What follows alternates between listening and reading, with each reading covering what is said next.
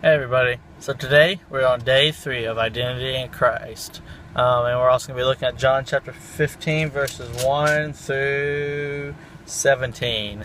So today, devotion is it's all about grace. That's the title of it, it's all grace, and it was a really good one. I really loved it, I enjoyed it a lot, because of the fact that it's about grace, and who doesn't love grace? We all need grace, and today's not necessarily so much just about grace, but it's more about how grace is a free gift, and how so often when we receive grace, we try to pay God back from it.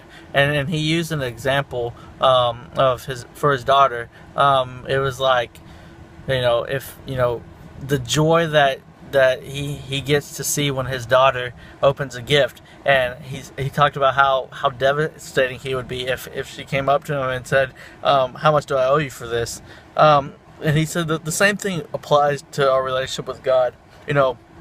In God's mercy, and because of God's love, He's given us grace and He forgives us.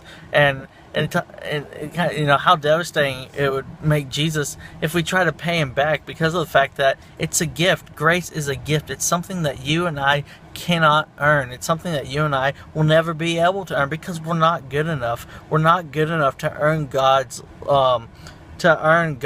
favor.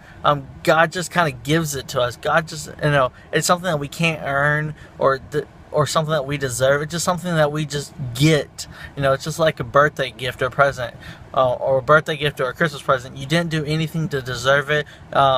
They just give it to you. And the same thing goes with salvation and with God's grace. We're never going to be good enough to earn it, or we didn't do anything to deserve it. God just gives it because He loves. And then He looks at Ephesians chapter 2, and I think it's in verse 4, and it said, because of God's because of God's love towards us that He's given us, that He raises us up from the dead and we're alive in Christ, because of God's love. It's not because of my good work. It's not, God didn't make me alive in Him because I helped out in the community this week, or I did this other good thing, or whatever. It's not because of anything that we ever did. So don't ever think that you can earn God's grace or God's favor, because you can't, because you're not good enough. Because ultimately God made the ultimate sacrifice, and He gave up His one and only Son to die for us, a death that you and I deserved. And there is nothing that you and I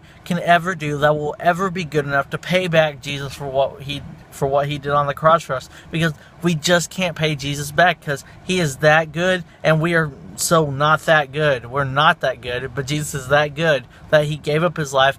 He was pure and He was holy, while on the other hand, you and I, we're not holy, we're not pure, we're the complete opposite of it. I've talked to my youth about this, the concept of how God is so holy that we can't be in the presence. If we were to walk right into the presence of God with all of our impurity and unholiness, we would be destroyed by God's holiness, because God is that holy. God is so holy. I cannot emphasize it enough, because God is that holy. He is so holy that we cannot just walk right into His presence with all of our impurity and still be alive. We'd be destroyed. But it's because of what Jesus did, that we're even able to come close to God. It's because of what Jesus did on the cross that we have access to God. That is the only way you and I can ever come remotely close to God. It's because of what Jesus did on the cross.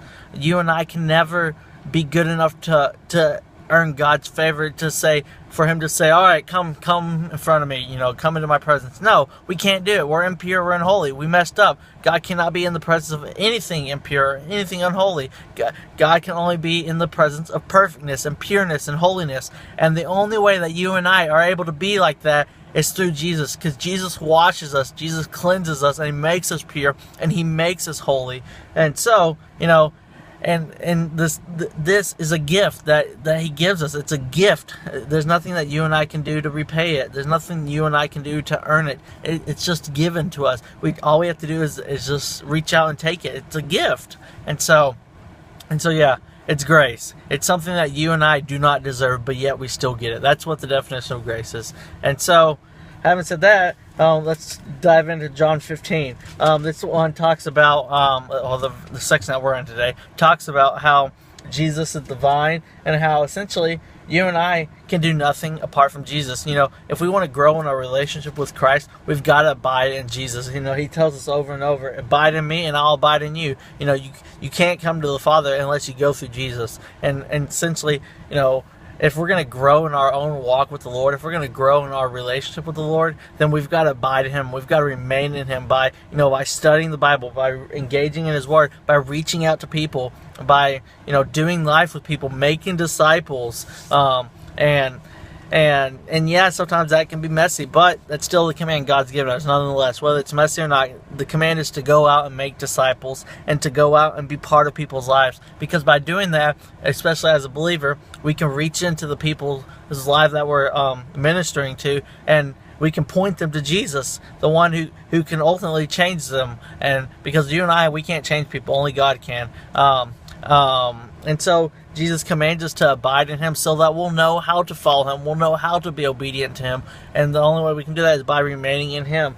And also what I like about the idea of remaining in Him is in verse 7 it says, if you abide in me and my words abide in you, ask whatever you wish and it will be done for you. If you really think about that kind of sounds like Jesus saying, okay, just ask for whatever you want, as long as you're a believer, ask for whatever you want and you'll get it. No. That's not what He's saying. He's saying if you abide in me, when we abide in Christ, we know God's will. When the closer or the more we grow in Christ, the more we begin to look like Him. And so, the more we begin to look like Him, our prayer requests become more and more about His will and less about us. And so what He's saying is, if you abide in me and you remain in me, I'll teach you how to pray. I'll teach you what you need to know. I'll teach you those things so that when you pray, you're not asking, hey, God, please make me rich today.